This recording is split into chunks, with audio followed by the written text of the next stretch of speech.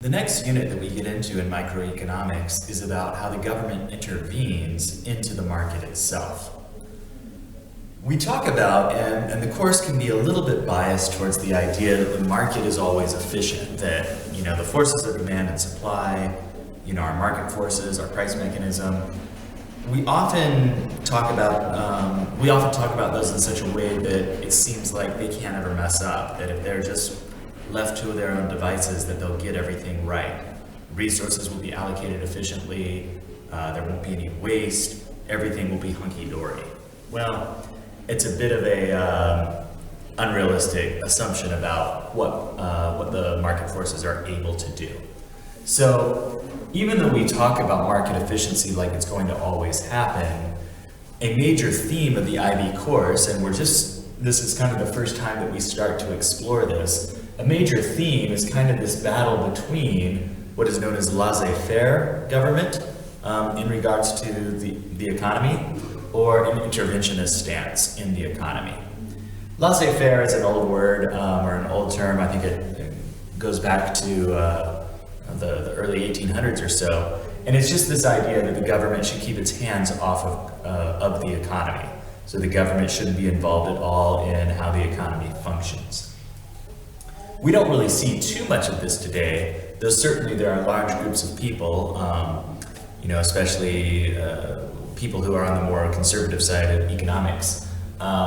They think that government intervention in the economy is a bad thing and tends to mess things up. To go a little further with this, if market forces, if demand and supply, for example, do work perfectly, then why would you add something else in there? Why would you let some other thing become involved if it is working perfectly? So the debate typically is about whether or not the market works perfectly. Few people would say it works perfectly, but some people who encourage laissez-faire would say, well, it's not perfect, but it's better than if the government does get involved. On the other side is a stance of intervention. So this is saying that the government should actively intervene in the market. And again, what that can mean, if we think about our y-axis and our x-axis, well, it means they can intervene by setting a certain price. They can intervene by, limiting the quantity of a good or eliminating any quantity of a good. So, for example, in a perfectly, laissez-faire economy, things such as the drugs, they wouldn't be illegal because the government would say, well, that's not our business. We're not going to decide about that. We'll let the market decide. And clearly, there is a market, even though it's illegal. There is a market for things like drugs or, whatever illegal activity you might be thinking of. Okay. So again, I don't think anybody is fully saying. I guess some people, anarchists, would say that the government should just fully stay out of it. But most people are interested in some sort of intervention. So we're talking a little bit more about, kind of the standard things that we might look at in day-to-day life.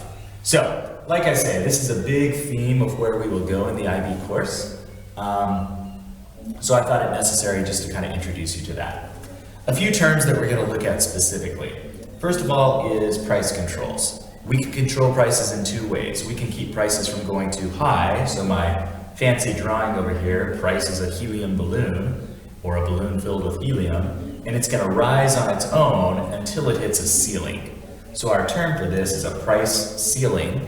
So what we're saying is this is a maximum price. So price is going to rise and it's going to stop at the ceiling. It won't be able to go above that point. So price ceiling is a maximum price.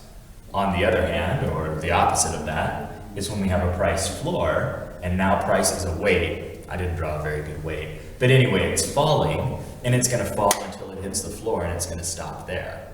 If the floor wasn't there, or if the ceiling wasn't there, if the floor wasn't there, it would continue to fall further. But since the floor is there, it can't fall any further than that. So a price floor then is a minimum price. Okay? The selling price can't be below what the floor is. All right? So price controls is one thing we'll study. We'll look at indirect taxes. This term indirect is it's important that you understand what it is. Indirect means that it is on a product, not a person. So when you go and you pay VAT on something you buy, or sales tax if you're in the US, when you pay one of those two, it's an example of an indirect tax. It's indirect because as the consumer, yes, I pay it, but I don't actually give it to the government. I give it to the store owner, and then they pass that tax along to the government. So it's not as if when I buy something, if I go to the store and buy a bag of potato chips, and the VAT on it is maybe, I don't know, 30 cents or something like that. It's not like I have to sit and write a check and send that off to the government. So again, indirect are all these types of taxes that are typically going to be built into the price, either before the fact or after the fact. For example, sales tax in the United States, you see one price and then you pay a higher price. But it doesn't matter because that's still the price you end up paying. Anyway, these are taxes that are built into the price of a good that you're going to buy. As opposed to a tax like income tax, that's not built into the price of a good, and it is direct. I have to say, here is my income tax and write a check, well, an electronic check. I have to do that directly every year. Same thing with a car license. That would be a direct tax. Someone, whoever owns the car, has to pay the tax on that car annually. So that would be a direct tax. Finally, we'll look at subsidies. And subsidies, we kind of say they're the opposite of a tax.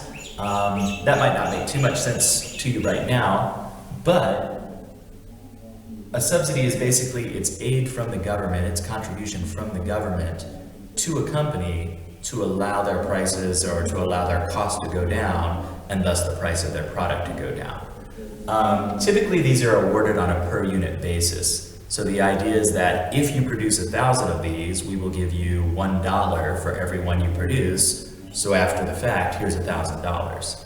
So obviously the encouragement is to produce more and more and more, because that will result in a greater and greater amount of subsidy from the government.